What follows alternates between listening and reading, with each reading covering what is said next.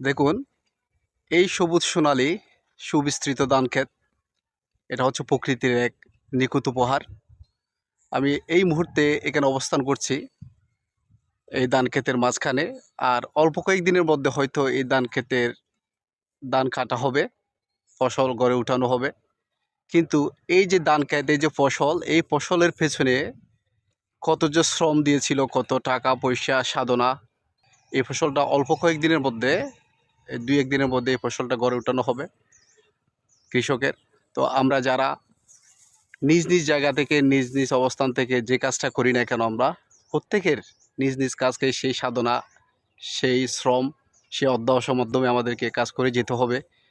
পরিশেষে হয়তো আমরা আমাদের সাধনা, আমাদের শ্রম, আমাদের লক্ষ্য যদি ঠিক থাকে, আমরাও এইরকম ফসল আমরা গড়ে তুলতে পারবো। সেক্ষেত্রে আল্লাহ আমাদের সহায় হবেন, আল্লাহ আমাদের কাঙ্ক্ষিত ফসল আমাদের নসিবে দান করবেন।